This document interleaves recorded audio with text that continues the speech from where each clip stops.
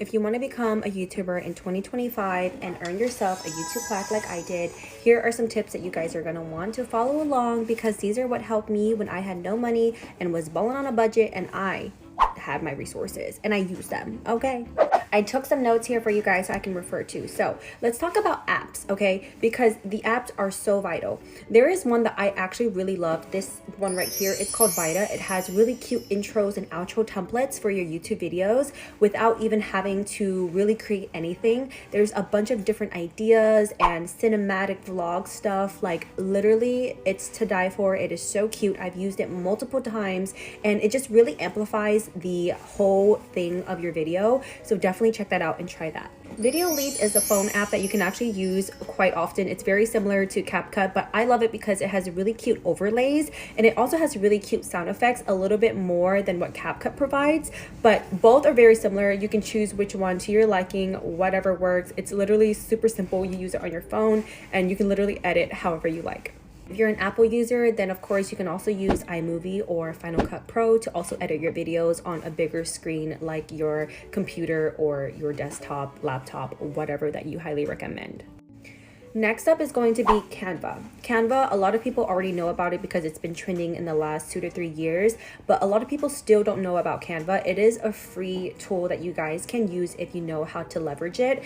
If not, you can also pay for their monthly subscription and you get more things on the app as well too. But basically you go into YouTube, intro, Canva, stories, whatever that you want to choose, and you can literally make really cute creative thumbnails from their templates. It's kind of like Vita, but instead of having it to be a video intro outro, you can actually just do it just to have it to be a thumbnail. And they literally have a section for just thumbnails that you can choose or you can create. You can add your images, you can add overlays. There's so much to actually explore and learn and do, but the more that you kind of work around is actually really fun. The more that you actually create your own. Next up is going to be music. Whenever you are creating a YouTube video, it is very important, especially if you are doing a vlog, to pay attention to copyrighted music. You don't want that on your video because eventually when you get monetized down the line, you are going to want to have music that is able to bring in the views and also get paid for your videos because of how much time and effort that you're putting into the editing process.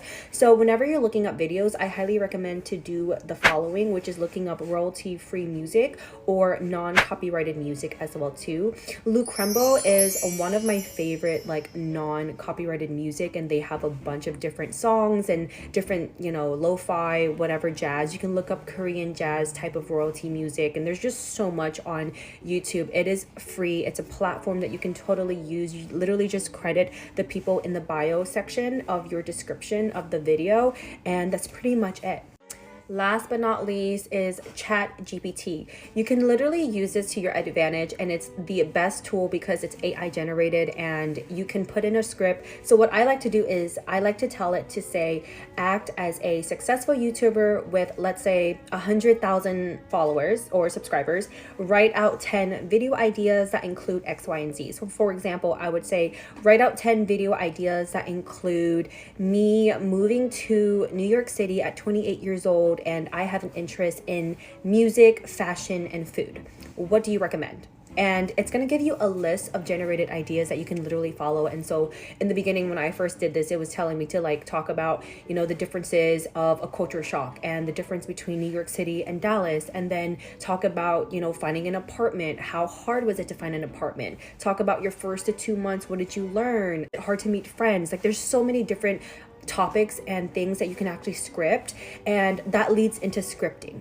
The last part is scripting because I totally forgot to mention, but you can either just voice over your vlogs or you can also talk to the camera. Scripting is really good because you can plan out your content, especially if you're just doing a vlog style content. If not, and you're just trying to do your typical like beauty content creator, whatever, stuff like that, like think about the things that you actually want to say and plan that.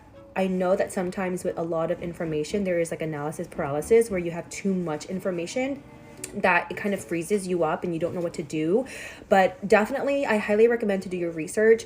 Find some comfort content creators or people that you can analyze and then see what they did and then just kind of reperform that, but then do it in your own way. That is a really great tool that you can do that I used over the years, especially for me when I first started, like Michelle Choi or Ellen V. Laura or My Fam. Like those three creators alone, I love the way that they do their style content.